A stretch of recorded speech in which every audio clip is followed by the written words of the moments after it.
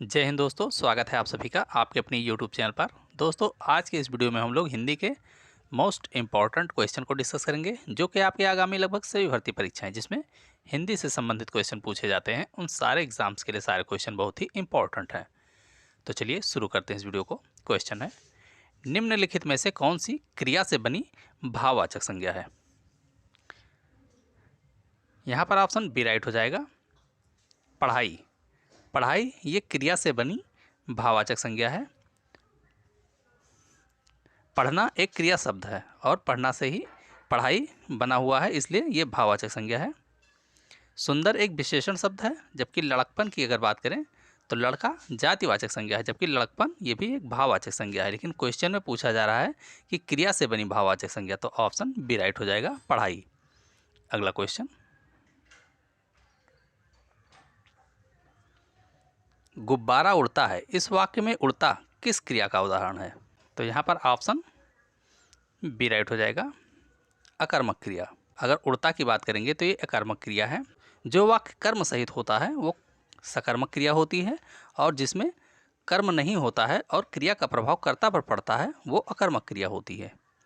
बात करें पूर्वकालिक क्रिया की, तो जब कर्ता एक कार्य को समाप्त करके तत्काल दूसरा कार्य प्रारंभ कर देता है, तो जो पहली क्रिया होती है उसे पूर्वकालिक क्रिया कहा जाता है। द्विकर्मक क्रिया की अगर बात करें तो जिस वाक्य में दो कर्म होते हैं वहाँ पर द्विकर्मक क्रिया होती है। अगला क्वेश्चन, रमेश धोबी को कपड़े देता है, वाक्य में कौन सा कारक है।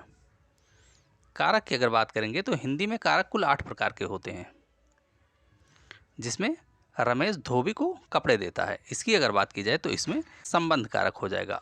जब कोई वस्तु सदा के लिए ना दी जाए तो वहाँ पर संबंध कारक होता है, लेकिन अगर कोई वस्तु सदा के लिए दे दी जाए तो वहाँ पर संप्रदान कारक होता है। बात करें कर्ता कारक की, तो कर्ता कारक का चिन्ह ने होता है और कर्म कारक का चिन्ह को होता है। नेक्स्ट क्वेश्चन, निम्नलिखित में से अशुद्ध वर्तनी वाला शब्द है। बात करेंगे इन चारों विकल्पों में से कौन से शब्द की वर्तनी अशुद्ध है। तो यहाँ पर ऑप्शन डी राइट हो जाएगा, वाल्मीकि। इसकी वर्तनी शुद्ध नहीं है, जबकि अभिज्ञ, चिड़चिड़ा और किंवदंती इन सभी की वर्तनियाँ शुद्ध हैं, इसलिए तीनों शुद्ध वर्तनी वाले शब्द हैं। जबकि वाल्मीकि की अगर बात करें तो इसकी वर्तनी शुद्ध नहीं है। अशुद्ध वर्तनी वाला शब्द पूछा जा रहा है, इसलिए ऑप्शन डी राइट हो जाएगा। अगला क्वेश्चन, निम्न में से नमक शब्द से बना विशेषण है। विशेषण शब्द उसे कहते हैं जो संज्ञा या सर्वनाम की विशेषता बताता है, उसे विशेषण कहते हैं। और नमक शब्द से बना विशेषण की अगर बात करें तो नमक शब्द से बना विशेषण नमकीन हो जाएगा, ऑप्शन बी राइट है। विशेषण कुल 4 प्रकार के होते हैं। अगला क्वेश्चन, आनंदित शब्द में कौन सा प्रत्यय है। आनंदित शब्द में प्रत्यय की बात करें तो इसमें ऑप्शन सी राइट हो जाएगा, इत प्रत्यय है। हिंदी में प्रत्यय की बात करें तो कुल 2 प्रकार के होते हैं, कृत प्रत्यय और तद्धित प्रत्यय। कृत प्रत्यय वे होते हैं जो धातु या क्रिया के साथ जुड़ते हैं, वो कृत प्रत्यय होते हैं। जबकि संज्ञा, सर्वनाम, अव्यय आदि के साथ जो जोड़े जाते हैं वो तद्धित प्रत्यय होते हैं। प्रत्यय किसे कहते हैं, जो शब्दांश शब्द के अंत में जोड़े जाते हैं और कुछ उसमें विशेषता या परिवर्तन लाते हैं, वो प्रत्यय कहलाते हैं। और शब्द के जो शुरू में जोड़े जाते हैं वो उपसर्ग होते हैं। अगला क्वेश्चन, उत्पत्ति के आधार पर शब्द के कितने भेद होते हैं। उत्पत्ति के आधार पर अगर शब्द की बात की जाए तो कुल शब्द के 4 भेद होते हैं, ऑप्शन सी राइट हो जाएगा। चारों भेद की अगर बात करें तो जिसमें तद्भव शब्द, तत्सम शब्द, देशज शब्द, विदेशज शब्द, ये 4 प्रकार के उत्पत्ति के आधार पर शब्द होते हैं। संज्ञा 5 प्रकार की होती है, संधि 3 प्रकार की होती है। अगला क्वेश्चन, भारत का शेक्सपियर किसे कहा जाता है। भारत का शेक्सपियर की अगर बात करें तो ये कालिदास को कहा जाता है, ऑप्शन बी राइट हो जाएगा। चंद्रवरदाई की अगर बात करें तो पृथ्वीराज रासो की रचना चंद्रवरदाई ने की थी। अगला क्वेश्चन, इनमें से कौन सा सूर्य का पर्यायवाची नहीं है। सूर्य के पर्यायवाची नहीं की अगर बात कर लें तो इसमें ऑप्शन डी राइट हो जाएगा, तोय। तोय ये जल का पर्यायवाची है, ये सूर्य का पर्यायवाची नहीं है। जबकि विहंगम, मार्तंड और अंशुमाली, ये तीनों ही सूर्य के पर्यायवाची शब्द हैं। अगला क्वेश्चन,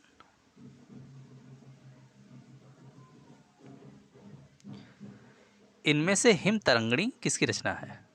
हिम तरंगिणी की अगर बात कर लें तो ये माखनलाल चतुर्वेदी की रचना है। ऑप्शन डी राइट हो जाएगा। यशोधरा साकेत, ये मैथिली शरण गुप्त की रचना है। अंधायुग, ठेले पर हिमालय, धर्मवीर भारती जी की रचना है। मधुबाला, मधुकलश, ये हरिवंश राय बच्चन जी की रचनाएं हैं। अगला क्वेश्चन, रमेश ने मोहन को पढ़ाया, वाक्य में कौन सी क्रिया है?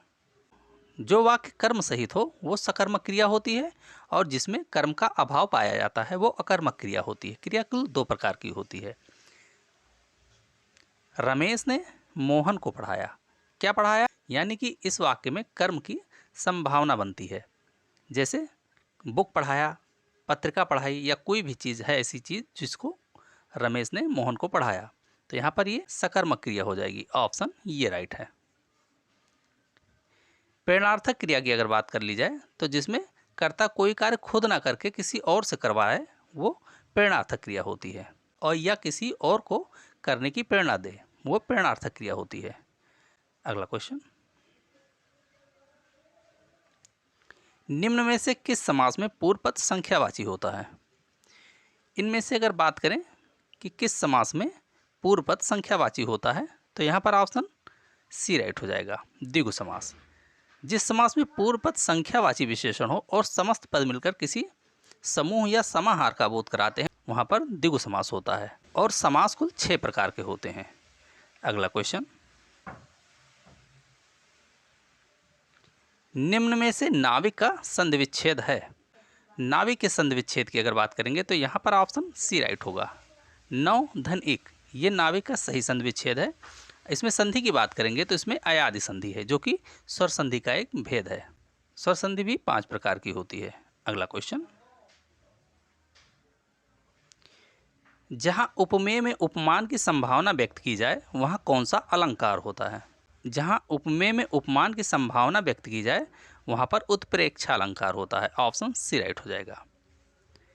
इसके वाचक चिन्ह की अगर बात करें, पहचान चिन्ह की अगर बात करें तो जैसे मनु, मानो, जनु, जानो, इस प्रकार के पंक्ति में शब्द आते हैं जिससे इसकी पहचान की जाती है। बात करें ऑप्शन ये अनुप्रास अलंकार की, जिस पंक्ति में वर्ण की आवृत्ति बार बार होती है वहां पर अनुप्रास अलंकार होता है। अगला क्वेश्चन, निम्न में से झांसी की रानी किसकी रचना है? बात करेंगे झांसी की रानी की तो ये सुभद्रा कुमारी चौहान की रचना है। ऑप्शन डी राइट हो जाएगा। कुरुक्षेत्र, उर्वशी, संस्कृति के 4 अध्याय, ये सभी रचनाएं रामधारी सिंह दिनकर की हैं।